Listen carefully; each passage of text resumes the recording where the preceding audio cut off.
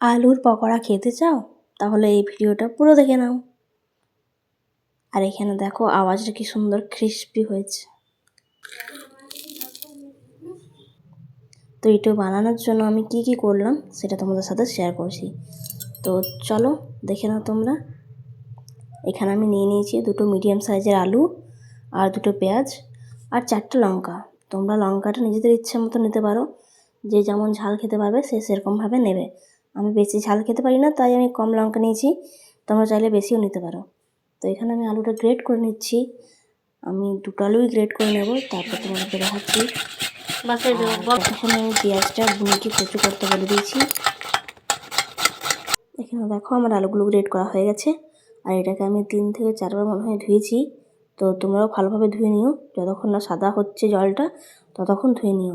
তারপর এখানে আমি দিয়ে দিলাম পেঁয়াজ কুচি, তারপর দিলাম কুচি করা রাখা লঙ্কা, কাঁচা লঙ্কা। তারপর এখানে আমি দিয়ে দেবো বেসন।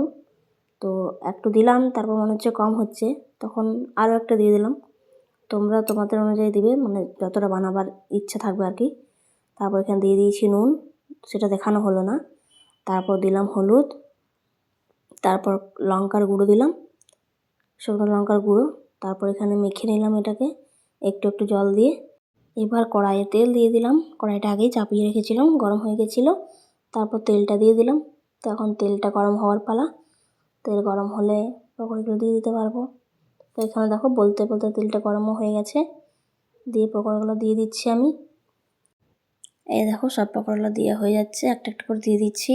আর আমার ক্যামেরাটা বুনি ধরে দিয়েছিল, মানে ফোনটা বুনি ধরে দিয়েছিল। আমি বলেছিলাম ভিডিও করব, তো একটু করে দে, ওই ধরেছিল ফোনটা। তো তোমরাও এরকমভাবে বানিয়ে দেখো, কেমন হয়েছে অবশ্যই আমাকে জানিও কমেন্টে। আর এখানে দেখো লাল লাল করে ভেজে নিয়েছি, এরকমভাবে ভেজে নামিয়ে নিও। তো আজকের মতো টাটা, সবাই ভালো থেকো।